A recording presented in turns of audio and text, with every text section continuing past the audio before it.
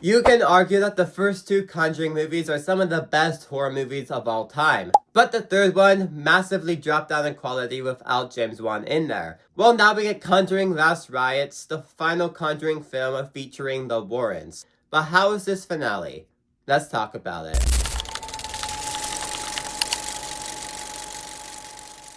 And the characters are easily the best parts of this film.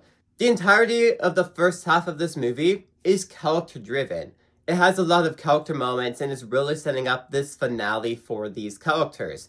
And everything in that first half of this movie is the best part of this movie because you just love the Warrens as characters so much. And they wrote them incredibly well in this movie. The first half of it was so good because it was so centered around these characters. I thought this movie was going to be as good as the first two Conjuring movies just because they handled all those character moments so well, and that's exactly what the first half of this film is. There's family drama, there's jokes, there's a family party, all of it is family related, character related. That's why the first half of the film works so well. And even when we do get to the second half of this film, it's still really great when it comes to the character moments. Because they knew this was the final film featuring these characters, you need to make the characters shine, and that's exactly what they did. Which leads into my next point. This is a great send-off to these characters. When it comes to just the stakes in this movie, when it comes to just the characters alone, they serve as a great send-off. The ending of this movie can make people cry for how great of a send-off it actually delivered on. You're saying goodbye to the Warrens, you're saying goodbye to these characters, and they knew that, and they nailed it. And I'd say the main overarching threat, the main villain of this film, is not a bad villain at all. Watching the trailers, I was very confused on what they were doing, but actually watching the movie, actually sitting down watching the movie in theaters, yeah, the villain works. Has a great few jump scares here and there. Their motive makes sense, and this is a great Conjuring villain. And I'm sure they'll get a spinoff a few years from now too, which, if they don't mess it up, could deliver. And there's a handful of good horror moments in here. Mostly, more specifically in the first half of the film, more than the second half, but every single little scene that they do have with the horror can be effective here and there. And like I've been mentioning, the first half of this movie is superior. It's way better. Like I mentioned, the first half of this movie was so good, I thought this was going to be on the same level as the first two Conjuring movies. But it drastically dropped down in the second half. Let's talk about it. But real quick, if you want to help me reach my goal of 1K by the end of the year, consider subscribing. Let's continue.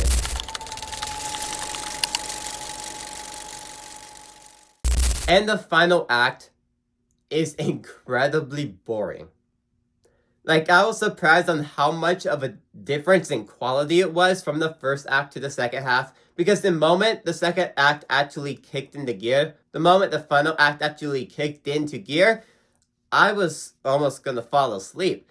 The movie was just putting me asleep. I was just getting incredibly tired for that final act. So much that I had to delay this review because I wanted to sleep from how much that final act actually put me to sleep. Did I fall asleep? No, I fought it, but I could have very easily.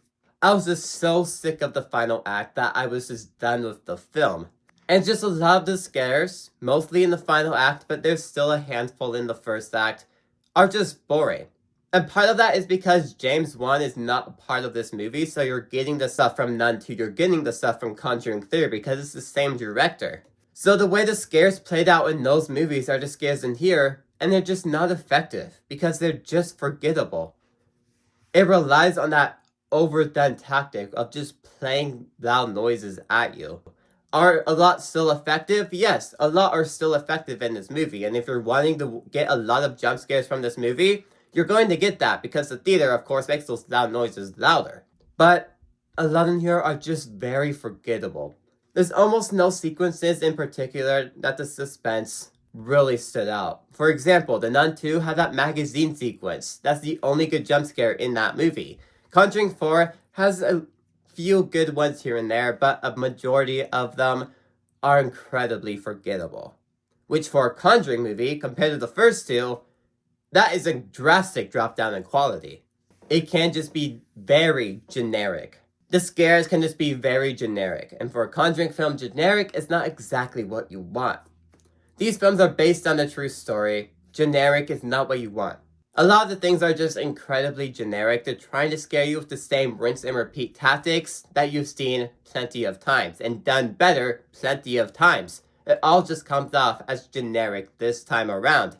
And the movie feels incredibly dragged out and incredibly slow, specifically in the final act. Which is why I was so done with the film when the final act was actually happening, because it just felt so incredibly dragged out. They're trying to scare you to the most intense philosophy. They're trying to make this the most intense case for the Warrens, although the first two movies did it better.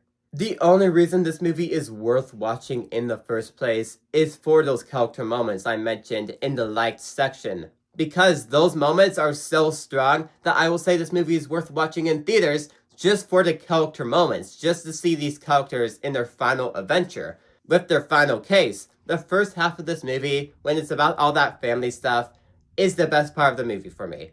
When we get to the horror stuff in the final act, some of it stands out, but a lot of it is so incredibly dragged out. A lot of it is so incredibly generic that I was so done with the movie by the time the actual final act was kicking into gear. Which, if you have a horror movie, and the main climax of the movie is the worst part, you did something terribly wrong. So when it comes to Conjuring Last Rites, it is a great send-off to these characters. The character moments are the best part, which is the entirety first half of this movie. And there are still a handful of good horror elements in here. But since James Wan is absent in this movie, compared to the first two Conjuring movies, there is a huge dip in quality. The actual horror stuff in the final act are some of the worst of the movie, and it feels so generic and so dragged out. A lot of it is just incredibly forgettable, and this movie is only worth watching in the first place for those character moments. The Warrens themselves are such good characters that this movie alone is worth watching because of that and to see their send-off. The first half of this movie had me, but lost me by the final act. But anyways, if you liked this video, maybe these ones on the side was you too. Like, subscribe, see you guys next time. Goodbye.